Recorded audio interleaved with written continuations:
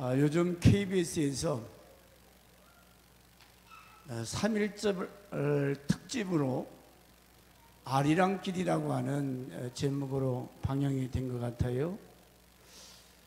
저 마지막 부분은 우리나라 6.25 당시 때 전쟁에 동참했던 군인이 그 한국 어린아이들, 이웃에게 들려서 배운 아리랑을 추억 삼아서 6.25 동란 때에 그 아리랑에 대한 노래를 이렇게 수집해서 영상 또 음악에서 들려주는 것을 보았습니다. 뒤에 마지막에 나온 그 80 넘은 90이 다신 분들이죠. 6.25 때 청년이니까 지금 6.25가 지난 지 벌써 6년이 60년이 넘었잖아요. 그러니까 이제 벌써 죽음의 문이 다가온.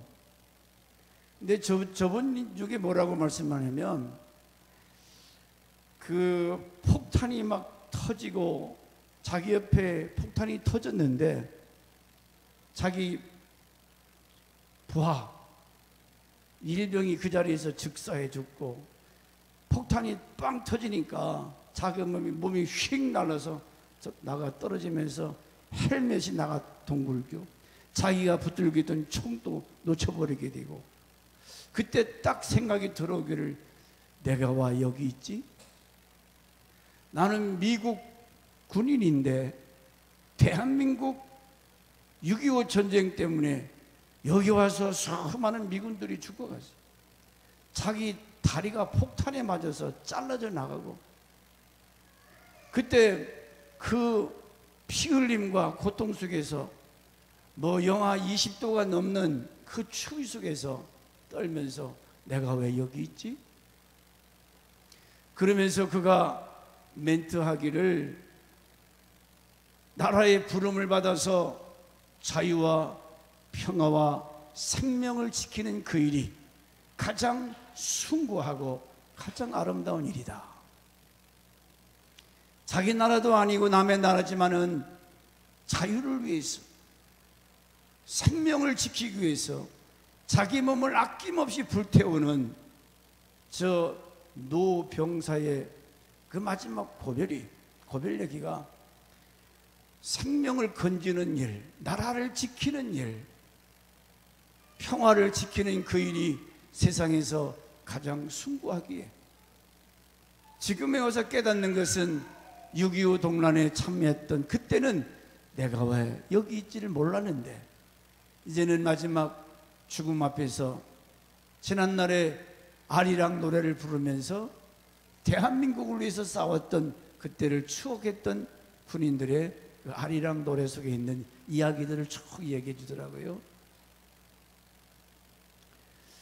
저는 이 드라마 아닌 드라마를 보면서 우리나라 아리랑, 이 아리랑이라고 하는 것이, 여러분, 그 아라는 것은 여호와, 그 아리랑은 의미를 몰라요. 그런데 저 위에서부터 불러 내려오는 그 아리랑은 성경적 의미가 있는데, 그 책이 하나 나왔으면 여러분이 궁금하면 그 아리랑 민족에 대한 책을 한번 참고해 주시고, 저는 오늘 여러분과 말씀을 나누고 싶은 것은 소명자의 모습, 이 하나님 나라, 믿음의 나라를 세워가는 소명자, 사명자라는 거지. 콜링. 이 세상 살아갈 때에 내가 왜 밥을 먹고 왜 사는지를 모르고 사는 사람들이 얼마나 많은지 몰라요. 사람은 사람인데 사는 목적이 없어요. 살만한 그런 이유가 분명하지 않은 사람들. 20대 젊은 청년이 한국 땅에서 와서 군대에 왔다가 붙들려서 한국에 와가지고 그렇게 죽어가는 사람들, 내가 왜 여기 있지? 그러나 나중에 세월이 지나고 나니 대한민국의 나라를 지키고 평화를 지키고 생명을 지켜주는 이 일이 얼마나 가치 있고 보람된 일인가. 우리는 그동안 세 번째 시간에 이어서 선한 일, 서로 함께 세워가자.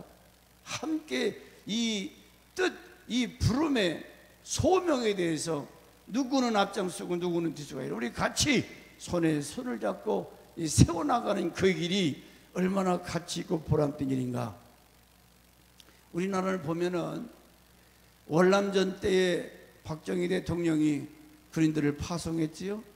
거기서 벌어온 돈, 또 새마을 운동, 더 나아가서는 일본이나 중국이나 주변 국가들의 도움을 통해서 우리나라가 이와 같이 경제 대국은 아니지만은 조그만 나라지만은 아시아에서 잘 사는 나라.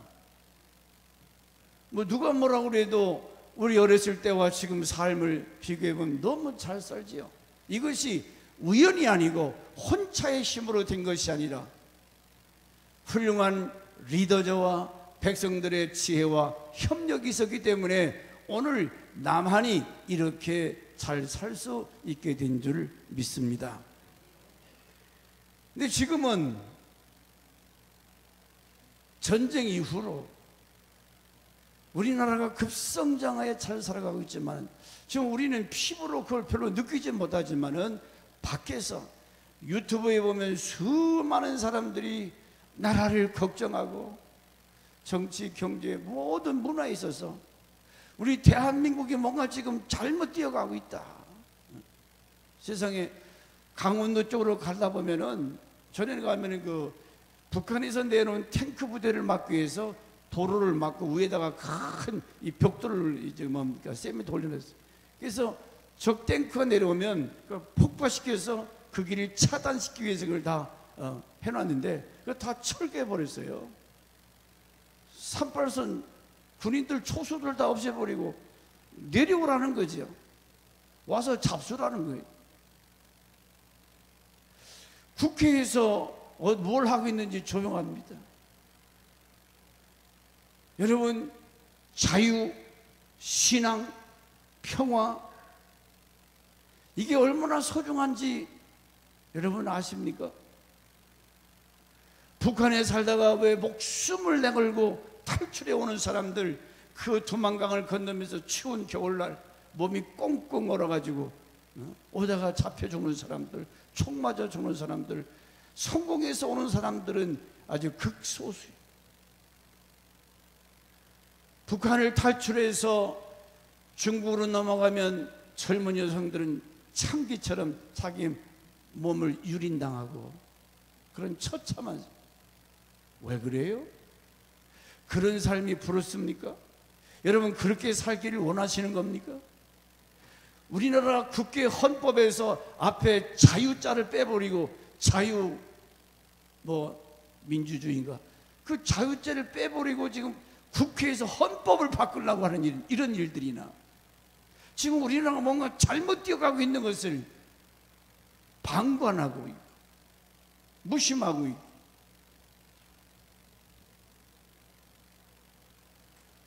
정치 얘기를 하는 것이 아니고 나라의 자유와 평화와 생명을 지키자는 거지. 이 거룩한 일을 우리가 다른 사람이 해주겠지. 6.25 때는 아시안, 미국 16개국이 와서 우리나라를 지켜줬지만은 우리는 뭐 바보처럼 나라가 지금 어떻게 되어가는 건지 아무렇지도 손 놓고 가만히 있으면 뭐가 될 것 같습니까?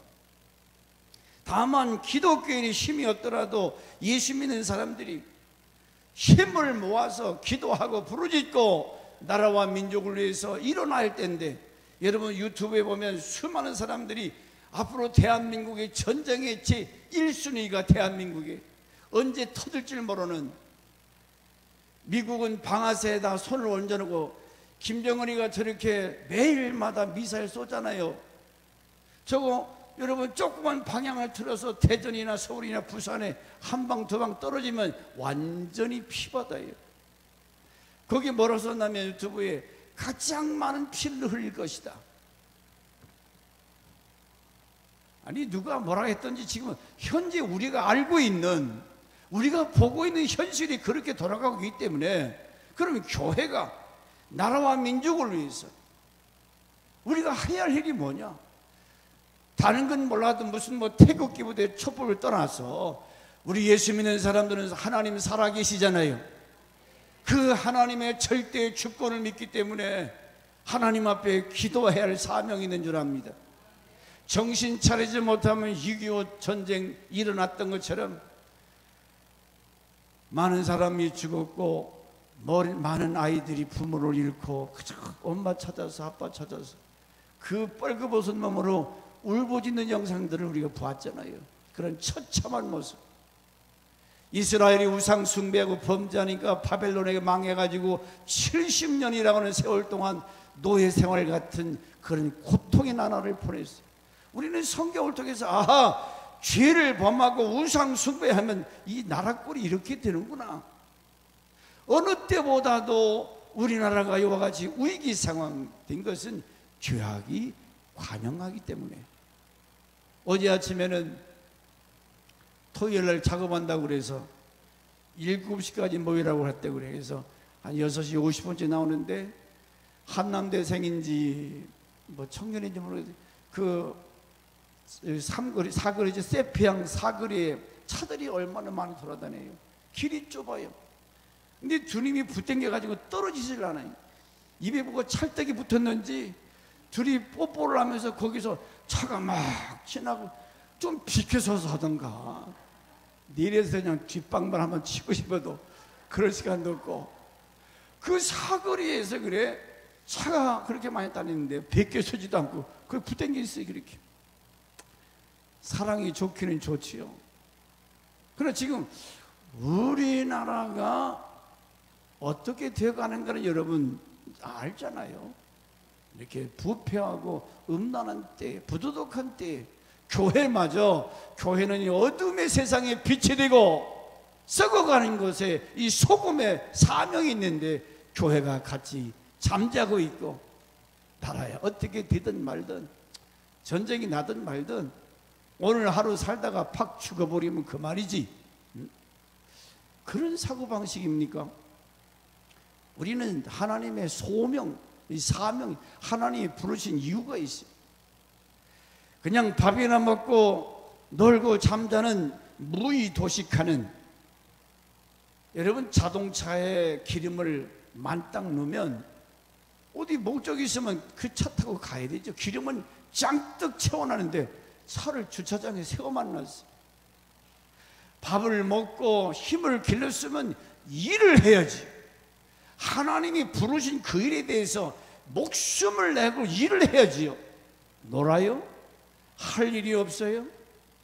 하나님은 나에게 쓰레기 줍는 일이라든지 뭘 하든지 일을 하도록 지으셨고 그 일을 통해서 하나님께서 하시고자 하는, 여러분 요즘 쓰레기 줍는 것도 그 얼마나 시험을 치라고, 보통 사람이 아침에 쓰레기 줍는 거 실력이 없이는 못해요. 그것도 어떤 분야에서 여러분 일하든지 하나님이 나를 부르셨다고 하는 이 소명감이 있어야 된다는 거지. 소명감. 누가 나를 콜리겠는가? 대전의 도지사께서 여러분 놀고 있는 날을 와서 좀 도청에서 일 좀 해주세요. 얼마나 고마워요. 청와대에서 나를 불러서 보초라도 좀 서달라면 얼마나 청와대에서 근무한다고 아마 자랑스럽게 생각할 거예요. 여러분, 우리는 만왕의 왕, 만주의 주가 되신 하나님께서 저와 여러분을 콜링 출애굽시켰어요. 우리를 불러내셨어요. 믿습니까? 내가 교회 나오고 싶어 나온 것이 아니라 오늘 이 자리에 나와 있는 여러분은 하나님께서 우리를 이끌어내셨다는 거예요. 출애굽, 세상에서 나를 구원하시기 위해서 나를 불러주셨다. 이 성경의 말씀이죠. 그러면 왜 불렀느냐? 교회에서 예배당에 가서 1시간 예배드리고 가서 둥글둥글 참여하자고? 아니요. 이 어두운 세상에 한 줄기 빛을 발할 수 있는, 이 어두운 세상을 밝힐 수 있는 그런 빛이 되라고, 소금이 되라고. 우리는 그런 사명이 있다는 거지요. 삶의 목적이 분명한, 이 소명감이 분명해야 되는데 그냥 그럭저럭 사는 사람들. 근데 성경에 보니까 소명을 주신 분이 누구냐? 여호와 하나님. 자, 12절 말씀 같이 보겠습니다. 12절 시작. 내 하나님이 내 마음을 감화. 그만. 내 마음을 어떻게 하셨다고요? 감동, 감화. 지금 예루살렘이 완전히 폐허가 됐습니다. 70년 동안 내버려뒀어요. 그러니 완전히 짐승들만 우글대고 사람이 살 수 없는 폐허, 황폐. 많은 사람들이 그 얘기를 들었어요. 그러나 관심이 없어요. 자기 민족, 자기 살던 그 평화의 도성이 완전히 무너졌는데 그것을 보고 들은 사람들 전혀 관심이 없어요. 근데 하나님께서 지금 저 바벨론의 포로로 잡혀가서 출세한 느헤미야, 그의 마음을 하나님이 감화하사 예루살렘에 돌아가서 무너진 성벽을 수축해라, 무너진 성벽을 쌓아라. 그 좋은 메데, 파사, 헬라 그런 좋은 나라에서 좋은 직장 얻고 행복하게 사는데 예루살렘에 돌아가면 누가 환영해 줄 사람, 반겨 줄 사람 있어요? 당장 먹고 사는 것이 문제인데. 그래서 아무도 나서지 않았는데 느헤미야가 하나님의 마음의 감화를 받아 예루살렘을 위하여 행하게 하신 일을 내가 아무에게도 말하지 아니하고, 다시 예루살렘에 돌아와서, 여러분 예루살렘에서 예루살렘에라 바벨론이라고 하는 그 큰 나라에서 짐승 낙이라든지 이런 걸 타고 와 예루살렘까지 오는데 약 3개월에서 5개월, 순탄하게 오면 3개월, 한번 뜨거운 것을 터덕터덕, 얼마나 피곤하고 지치겠어요. 근데 딱 3일 쉬었다고 그랬어요. 그리고 두어 사람 데리고 밤중에 무너진 성벽, 무너진 이 성전, 그것을 지금 탐사를 하는 내용이 19절 말씀입니다. 죄가 얼마나 무서운 건가. 그 예루살렘에, 저는 이 한남대 주변에 살기 때문에 학생들이 밤이나 낮이나 새벽이나 때가 없어요. 이놈들이 술을 처먹고 그냥 이 아파트 고층에서는 아래에서 떠드는 소리가 더 크게 들려요. 새벽에도 하하호호 떠들고 막 술 쳐서 소리 지르고. 그런데 죄악에 관영하니까 나라가 망해서 완전히 폐가 되니까 사람 소리가 들리지 않는 거예요. 짐승들만 우글대지 여우 오는 소리, 늑대 오는 소리, 폐허가 된 예루살렘. 70년 전에 그렇게 아름답던 평화의 도성이 다 무너져서 돌, 폐허가 된 그 예루살렘. 이것은 오늘 영적으로 우리에게 뭘 가르치냐면 여러분의 심령의 신앙의 성벽. 저는 언젠가 책을 읽다가 여러분 자신을 지키는, 나를 지키는 성벽이 있는데 그 성벽을 둘러싸고 있는데 그 성벽이 뭘로 되냐면 캔디로 되어 있더라고요. 사탕으로. 나를 보호하는 그 성벽이 사탕으로 되어 있어요. 그래서 하나 까먹고 둘 까먹고 셋 까먹고 넷 까먹고 이 성벽이 움푹 들어가고 그랬어요. 거기에 강아지도 들고 개도 들고 다 들게 생겼어요. 그게 뭔 얘기인가? 세상의 향락, 세상의 즐거움을 쫓아 보니까 나를 지키는 신앙의 성벽이 무너져 버렸더라. 여러분, 예수 믿는 사람이 믿음이 약해지고 믿음이 이게 무너져 버리면, 자, 이제 휴가철을 맞이해서 날마다 주일이고 뭐도 없고 그냥 놀러 다니고 산으로 들로 바다로 다니다 보니까 주의를 상실했어요. 하나님 앞에 예배하는 예배자의 모임에 들어가지 않습니다. 말씀이 들리질 않아요. 기도 생활이 없습니다. 그러면 완전히 믿음의 성벽이 깨져버리고 무너져 버리는 거예요. 우리는 하나님의 말씀을 통해서 이 믿음이 자라게 되고, 믿음이 자라면 하나님의 말씀 따라 살기 때문에 나를 지키는 이 신앙의 성벽이 견고해서 무너짐이 없는데, 여러분의 신앙의 성벽이 무너지지 않았는가? 예루살렘 성벽이 깨져버리니까 사람이 살만한 곳이 되지 못했어요. 다 포로로 잡혀갔고 원수 마귀 세력들이 사람들을 바벨론으로 쓸만한 젊은 사람들은 다 끌어가 버렸어요. 늙고 병든 자들이 뭘 어떻게 합니까? 오늘 여러분은 영적인 눈이 떠서 영안이 열려서 내 마음에 육신의 눈은 밝아서 무슨 눈도 수술하고 코도 오똑 세우는 수술도 하고 그저 외모는 잘 가꾸는데 그 심령은, 여러분의 영혼은 망가졌다 그 말이죠. 이걸 볼 수 있는 영안이 열려야 된다는 거예요. 뭘 먹을까, 뭘 마실까, 뭘 입을까, 어딜 갈까, 이런 걱정나지만 여러분의 영혼이 신앙의 이 성벽이 견고해져서 누가 유혹해도 시험해도 넘어지지 않는 이 견고한 신앙의 벽, 믿음의 벽, 이게 튼튼해야 되는데 조그만 시험이 와도 흔들 그래도 넘어져 버려요. 넘어져 버려요. 그래서 교회를 떠난 청년들이 얼마나 많아요. 신앙을 상실한 믿음의 벽이 무너진 이 크리스찬들이 교회를 떠나서 자기들 나름대로 가지만 결국은 곤고함, 외로움, 고통, 그러다 그 인생 망하잖아요. 우리는 현실적으로 예루살렘 성이 무너진 것만 볼 거지, 그 무슨 옛날 얘기입니까? 예루살렘 성벽이 무너진 것과 나와 무슨 상관이 있어요?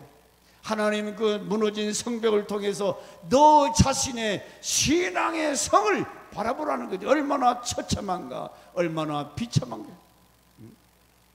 라우디가 교회가 부자 동네라고 그랬어요. 교회가 부자라고 했어요. 막 얼굴은 개그름이 쩌르르 흐를 정도로 막 뭘 발랐는지 피부는 곱고 아름답고, 근데 그 영혼은, 그 속사람은 온몸이 악창이 나서 고름이 터지고 눈은 소경이요, 옷은 뻘거벗어서 걸친 것도 없고, 지금 하나님이 보실 때는 껍데기 라우디게 교인들 보는 것이 아니고 속, 여러분의 양심에 사람, 거듭난 사람, 그게 완전히 왕창 무너져 버려 있어요. 우리 기독교는 물론 육신도 깨끗하고 거룩되어야 되겠지만은 내 속사람, 사대교회 같이 너 죽었다, 너 죽었다, 썩은 냄새 난다. 오늘 교회하는 죽은 신자들이 얼마나 전혀 기도 생활이 없습니다. 전혀 하나님 말씀과 상관이 없어요. 기도 않고 여러분 사람이 밥을 안 먹으면 살 수 있어요? 곡기가 들어가지 않으면 죽는다고 그래요. 어르신들 이제는 밥이 넘어가지 아니하고 물만 삼키다가 발등성에 뚱뚱 붓고 그러면 곧 가요. 영적으로 여러분, 내가 지금 건강한지 살아있는지 황폐하지 무너져버린 예루살렘, 느헤미야야, 너 가서 이 무너진 성벽을 수축해라. 아무도 안 가요. 그 길은 힘들기 때문에. 오늘 우리가 해야 할 일은, 여러분, 시대, 이 시간을 먼저 아껴야 되는데 세월을 허비하지 말아라. 우리를 불러주신 분은 하나님인데 그분은 전지전능의 하나님이, 너희는 세월을 헛되이 낭비하지 말아라.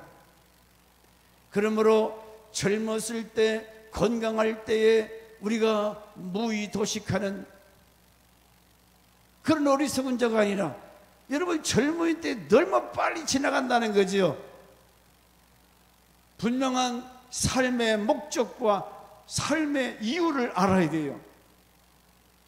내가 쓸데없어서 이 땅에 온 것이 아니라, 여러분 여기 모든 것이 다 사람들이 필요해서 이런 것도 만들고 이런 종이도 만들고 다 목적에 따라서, 마이크도 여러분 잡수려고 만든 건 아니잖아요.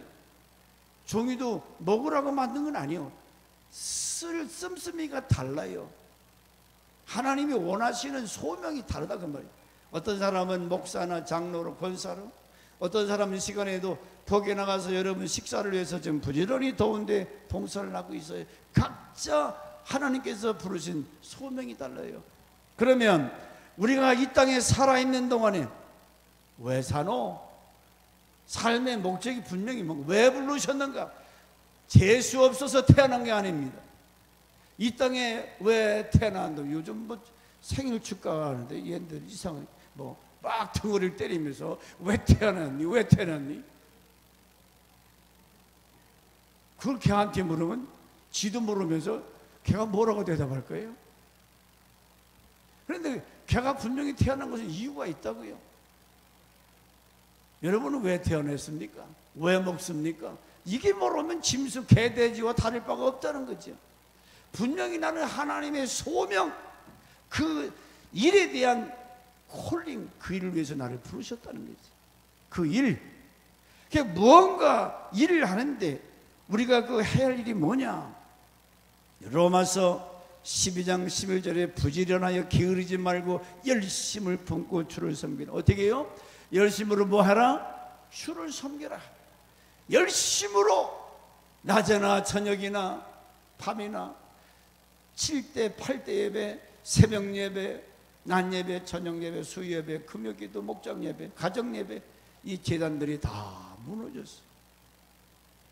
열심을 품고 주를 섬겨라. 에베소 5장 15절과 16절 그런즉 너희가 어떻게 게으르게 말고, 자 시작. 너희가 어떻게 행할 것을 자세히 주의하여 지혜 없는 자 같이 말고 지혜 있는 자 같이 하여 세월을 아끼라. 때가 악하니라. 그래서 세월을 아끼는 것이 헛되이 인생을 낭비하지 말라 그 말이지. 하루하루 그저 의미 없이 밥이나 먹고 자면 그럴 무능한 사람, 무익한 사람이 되지 말라는 거죠. 예수님도 이 땅에 태어나서 3년간의 공생애, 30년간 이 공생애를 위해서 준비하셨고, 그 말은 시간적 제한이 있다든, 일할 수 있는 시간이 제한되어 있다는 거죠. 여러분 항상 젊은지 아세요? 금방 지나가요. 항상 낮인지 아십니까? 금방 오후가 돼요. 항상 여름인지 아십니까? 이제 8월이 지나고 벌써 내일인가 언제가 입추가 돼. 이번 주죠? 입추. 가을이 돌아요. 가을이 오면 이제 곧 겨울이 와서 서리가 내리면 다 말라 비틀어 죽어요. 인생도 마찬가지로 그 말이에요. 그래서 너는 멍청한 인생이 되지 말고 지혜 있는 자가 되라. 그럼 무슨 말이에요? 봄, 여름, 가을, 겨울이 있는 것처럼 우리 인생은 유아기, 청년기, 장년기, 노년기 있는 것처럼 내가 지금 젊었을 때, 힘이 있을 때, 건강할 때에 노세, 젊어 노세가 아니라 일하라는 거예요. 힘써 일해라. 일해라. 데살로니가 전서 2장 9절에 시작. 형제들아, 우리 수고와 애쓴 것을 너희가 기억하리. 너희 아무에게도 눈을 끼치지 아니하려 밤낮과 낮으로 일하면서 너에게 하나님의 복음을. 사도 바울이 낮에는 열심히 복음을 전하고 밤에는 이 텐트 만드는 작업, 돈을 벌고, 그래서 복음 전해. 누구한테 돈 주세요 손 벌리지 아니하고 부지런히 일하면서 복음을 전했다는 거예요. 예수님도 공생의 3년 동안 열심히 복음을 전했어요. 얼마나 피곤하신지 그 배후의 고모래에 머리를 비고 깊은 잠에 들었다. 파도가 막 치는데 난리가 나는데 육신이 얼마나 피곤하신지 잠이 들었다고 그랬어요. 3년의 공생에 여러분 세월이 빠른데 이와 같이 우리는 주어진 그 기간 동안 권투 선수들 이거 뭐 그 시간 내에 막 부지런히 막 때리고 부시고 뛰고 그러잖아요. 후반전 끝날 시간이 다가온다는 거예요. 인생도 축구로 보면 전반전, 후반전으로 있어요. 우리는 이제 후반전이 벌써 흰머리가 시끄시끄. 게임 끝날 시간이 다가온다는 거예요. 정신 차리고 어리석은 자가 되지 말고 지혜자가 되라. 영적인 안목, 이 눈이 열려서 오늘 나에게 주어진 이 기회, 무너진 여러분의 신앙의 성벽을 다시 쌓는, 그러기 위해서 무너진 성벽을 쌓는다는 것은 여러분의 믿음이 성장하기 위해서는 자꾸 말씀을 들어야 돼요. 말씀을 쓰고 듣고 봉사하고 일하면서 신앙이 돈독해질 수 있도록. 그래서 여러분 필사 성경도 집에서 쓰면, 저도 읽으면 읽을수록 맛이 달라요. 성경은 진리이기 때문에 일맥상통하지만 은혜가 되고 능력이 되고. 아멘이 다 어디 휴가 갔는가 보네. 더워서. 자, 말씀은 은혜가 되고, 아멘이나 해요. 내가 할 테니까. 힘이 되고 능력이 되고. 이런 말씀을 읽으면 깨달으면 꿀송이같이 달다고 그랬는데, 말씀을 읽으면 그래서 믿음은 막 쫙쫙 자라게 되고, 흔들림이 없는 견고한 신앙, 하늘의 소망을 갖고 살아갈 수 있는. 그러기 위해서는 이런 믿음이 무너진 사람들, 믿음이 있는 건지 없는 건지, 믿음이 어디다 써먹는지는 몰라요. 믿음이 없이는 하나님을 기쁘게 하지 못하나니, 믿음은 하나님을 영화롭게 하는 것, 하나님을 기쁘게 하는 거예요. 예를 들면 남편이 하루 종일 일 갔다 피곤하면, 여보 오늘 누구 만나고 왔어? 어떤 년 만나고 왔어? 예? 이렇게 의심하면 되냐고요. 남편 믿고 오늘 고생 많이 했었습니다, 그래야지. 어떤 년이 어떤 년이야. 근데 요즘 세상이 그렇잖아요. 정신 못 차리면 별 여자들이 지금 바깥에서 기다리고 있다니까. 정신 차리지 못하면. 그러니까 믿음은 하나님을 기쁘게 하는 것이고, 하나님은 상 주시는 분이고, 임마누엘 함께 하셔서 승리케 하시는 그 하나님. 할렐루야. 여러분, 왜 우리가 믿음의 성벽을 쌓아야 되느냐? 예루살렘 성이 무너지니까 적군들이 쳐들어와서 뺏어갑니다. 도둑질을 갑니다. 그 빨리 성벽을 쌓아야 되는 것처럼, 신앙의 성벽은 예수 그리스도께서 강림 재림 오실 때에 심판이 있기 전에, 심판, 무서운 하나님의 진노의 심판이 임하기 전에 빨리 신앙의 성벽 안에 들어와야 그 심판을 면할 수가 있다는 거죠. 기생 라합이 여리고성이 무너질 때에 정탐꾼과 언약하잖아요. 빨간 밧줄이 내려진 그 집에, 기생 라합의 집에 있는 사람들은 한 사람도 손대지 못하리라. 그러나 너희 집 바깥에 있는 모든 여리고성 사람들은 다 죽이리라. 그래서 기생 라합이 그때가 오기 전에 빨리 나가서 자기 삼촌, 오촌, 친구들을 다 불러요. 야, 저 이스라엘 사람들이 며칠 후면 여리고성에 들어오는데 다 죽게 돼 있다. 그러나 내가 정탐꾼을 영접함으로 우리 집안에 있는 사람들은 죽이지 않기로 했어. 너희들이 빨리 들어와라. 믿음으로 순종에 들어오면은 생명을 건졌지만은 콧방귀 끼는, 너 미쳤냐? 지금 쳐들어왔잖아요. 눈앞에 보이잖아요. 그런데도 믿지 않고 들어오지 않은 사람은 그냥 그 자리에서 맞아 다 죽었지요. 맞아 죽었어. 똑같은 거예요. 오늘 우리가 할 일은 신앙의 성벽 안에 끄집어 드리는 거예요. 믿음 안에 들어올 수 있도록 아들, 딸과 남편과 아내와 일가 친척을 어서 빨리 여리고성이 무너지기 전에, 예수님 재림에서 심판하기 전에 이 신앙의 성벽을 수축해야 살 수 있다는 거죠. 아멘. 내 믿음이 이게 뭐 교회 한번 나가주면 됐지, 나가줘도 되는 줄 아세요? 들어와서 예수 믿고 제 용서 믿음 안에 거해야 내가 심판으로부터 자유로울 수 있다는 거죠. 하나님의 백보자 심판으로부터 우리가 자유함을 얻을 수 있다는 거지요. 그러므로 이사야 1장 7절과 8절에 시작.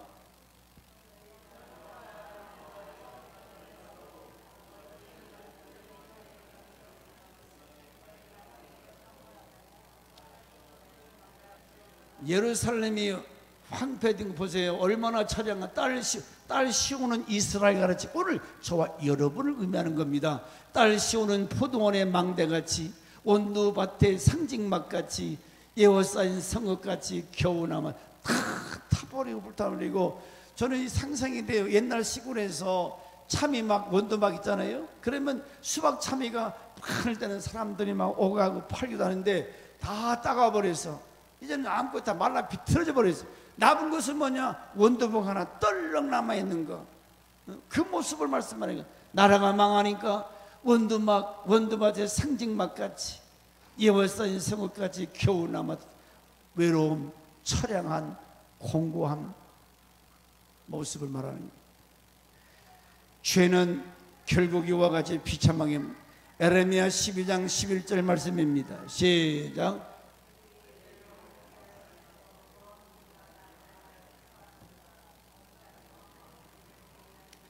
그들이 이를 황복해 했다. 그들이 누구요? 이 바벨론 사람들, 아수르 사람들, 애굽 사람들 다 때려부셨어요. 저건 마귀 사단에 속한 자들이 우리 신앙을 망가지도록, 교회 가지 못하게 막아버리는, 기도하지 못하도록 바빠 죽겠네, 힘들어 죽겠네. 자꾸 여러분 성경 안 보고 기도 안 하면 아까 내가 캔디로 비유했죠. 내 신앙의 성벽을 맛있는 초콜릿으로 이게 싸는데 하나 뽑아 먹고 주일날 어디 돈 벌러 가고 뭐 하러 가고 말씀, 그러다 보면 이 성벽이 와르르 무너지면 별 잡것이다. 이번에 그 가족 수련회하는데 북에서 이만한 진해가 나왔어. 아니 무슨 방에서 깨끗한 집인데 그거 물리면, 작은 거 노내기 같은 건 안 없다지만 진해 물리면 가잖아요. 독이 있는 거예요. 어디 틈을 타고 들어왔는데 잠깐 방 안에 들어왔어요. 놀래 자빠져가지고 그 발로 한번 딱 밟아 죽이면 되는데, 황무지가 나를 향하여 슬퍼하도다. 완전히 패야. 그게 뭐냐면 여러분의 심령 상태를 보아야 돼요. 내 영혼이 병든 것, 곤고하고 외롭고 소망이 없고 기쁨이 없고 감사가 없는 이 신앙의 벽이, 담이 무너진 상태를 말하는 거예요. 어디서 회복하느냐? 말씀을 붙드셔야 돼요. 스루광야에서 십자가 나무를 꺾어 집어넣을 때 쓴 물이 단물이 됐더라. 마라가 나오미, 고달픈 인생, 괴로운 인생이 살맛나는 인생으로 변화되는 것은 십자가를 잡으라. 십자가는 인생을 변화시켜 드립니다. 삶을 새롭게 하는 그런 원동력이 있다고 그랬어요. 그러므로 내 심령이 광야 같은 세상에서 외롭다, 슬프다, 고통스럽다, 기도 안 하면, 목사 하랍이라도 성경 말씀을 읽지 아니하고 기도 안 하면 그런 곤고한 때가 온다는 거죠. 근데 막 기도하고 성경 보고 말씀이 충만하고 은혜가 충만하면 하나님이 나만 사랑하는 거고 내가 제일 행복한 것 같고, 이게 안 되면 어이구 왜 사노 광야, 고달픈 광야. 느헤미야는 이 곤고하고 슬프고 외로운 사람들에게 너 가서 수축해라, 너 가서 무너진 성벽을 쌓아라. 오늘 저를 보내주시고 여러분을 보내주신 것은 여러분이 이렇게 외롭고 고달픈 인생들, 죽음 앞에 두려워하는 사람들, 그들에게 신앙의 성벽을 쌓도록. 그러니까 오늘 느헤미야가 앞장서서 그 일에 자원하니까 모든 사람들이 그 일에 함께 동력, 영혼 건지는 그 일, 선한 일. 보세요, 두 가지 방법이 있는데 전도서 4장 9절에 소명자는 하나님의 명령에 대해서 오직 결단만 요구한다. 자, 여기만 하고 시작. 자, 무슨 말인가? 요절 16절에 크게 읽겠습니다. 시작.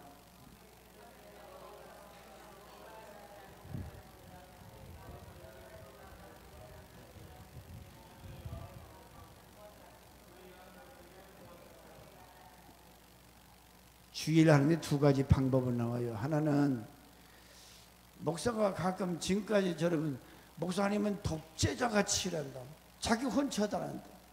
두 가지 방법이 있어요. 아까도 본문 읽었던 것처럼 느헤미야가 성벽을 수색하는데 방백들, 제사장들, 지도자들에게 전혀 말하지 않았어요. 그리고 두어 사람 데리고 밤중에 가서 조사를 했다고 그랬어요. 만약에 이런 지도자들이나 제사장들한테 알렸다면 그 일을 방해받기 때문에, 그러지 않아도 산발랏, 도비야, 겟셈 이런 사람들이 막 방해하는데 내가 성벽을 쌓아 왔다 선포하면 얼마나 마귀떼들이 가만히 있겠어요? 방해하지. 이를 계획하고 조용히 느헤미야가 있다가, 두 번째는 이제 백성들이 바벨론에서 돌아왔잖아요. 자기들은 다 집을 짓고 먹고 사는데 성이 완전히 무너졌는데 한 사람도 거기에 대해서 얘기 없으니까 이제는, 자, 예를 든다면 우리 교회가 막 부흥돼서 1부 예배도 가득 찼습니다. 2부 예배도 가득 찼어요. 3부 예배, 4부 드리는데 앉을 자리가 없어. 그러면 장로님이나 권사님들이 뭐라고 하시겠어요? 목사님, 이제 교회 좀 지어야 되겠습니다. 앉을 자리가 없네요. 그러면 분위기가 벌써 성전 지을 때가 됐구나 하면 성도들이 맞아, 보니까 막 더운데 팍팍 앉아서 얼마나 그러면 교회를 그러면 교회를 집시다 하면은 여기에 잘못된 사람 외에는 거기다가 예스 겁니다. 근데 맨 교회가 텅텅 빈자리가 있는데, 자, 교회 집시다 하면 목사님이나 치셔. 돈도 없는데. 지금 느헤미야가 성전을 재건하자 할 때에 백성들 마음에 성전을 수축해야 되겠다는 그 마음이 막 무르익었어요. 그때 불러놓고 성전을 수축하다 하니 모든 백성들이 협력해서 52일 만에 성벽을 다 수축합니다. 장비가 있습니까? 재원이 많습니까? 사람이. 거기다가 이 악한 자들이 너 파사나라, 저 바벨론 나라의 왕을 대적하기 위해서 그렇게 모함합니다. 비방합니다. 돈이 없어요. 사람이 없어요. 그런 악조건 속에서도 하니까 하나님이 도와주셔서 52일 만에 성벽을 완수해요. 어제 그 뜨거운 데 페인팅 칠하고 청소하는데 목사님 뜨거운 때만 일 시킨다고. 뜨거운 때. 내가 언제 그렇게 뜨거운 때 일 시켰어?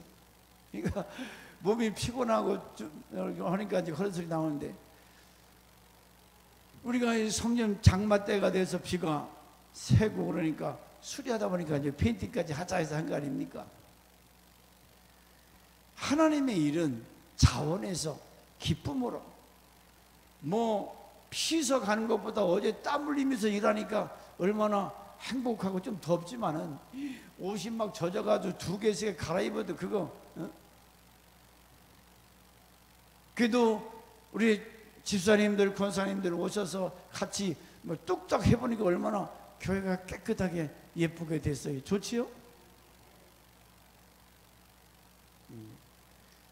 이게 협력을 뭐든지 함께 하면 되는 거예요. 근데 이런 방해꾼들 보세요. 전도서 4장 9절 12절에 협력할 때 같이 협력을 말을 해서 도와달라 할 때가 있는 겁니다. 때로는 목사님이 단독적으로 밀고 나갈 때가 있다는 거지. 이걸 분별할 줄 아는 소명자.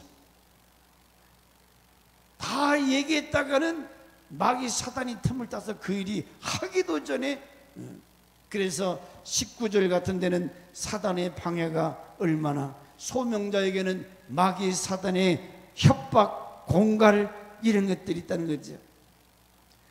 그래서 소명자는 마지막 하나님의 인도하심에 확신을 가져라. 20절 봅니다. 시작. 대답하여 가로되 하늘의 하나님이 우리를 형통케 하시리니. 자 보세요. 산발락과 도비야가 방해하는데 느헤미야는 확신이 있어요. 하나님이 우리로 형통케 하시리라. 너희들 방해했던 산발라 도비아, 너희들은 예루살렘에서 아무 기업도 없고 권리도 없고 명록에도 없다. 너는 저주받은 자라는 거지. 이건 지옥 갈 자라는 거예요. 하나님의 명록에도 없는 자들이라는 거예요. 그러니 우리는 주께서 세상 끝날까지 함께 하리라, 내가 너를 도와주리라, 내가 너를 이기게 하시리라, 이런 약속의 말씀. 방해가 많다고 힘들다고 핑계나 원망이나 이유되지 말고 오늘 여호수아와 같이 일이 있을 때, 하나님 명령이 떨어질 때 아멘으로 순종하면 이런 기적적인 역사. 그래서 우리가 다만 할 일은 역대하 14장 11절에 이런 말씀이 있습니다. 시작. 그 하나님 여호와께 부르짖어 가로되 여호와여, 강한 자와 약한 자 사이에는 주밖에 도와줄 리가 없사오니 우리 하나님 여호와, 우리를 도우소서. 우리가 주를 의지하며 주의 이름을 의탁하옵고 이 많은 무리를 치러 왔나이다.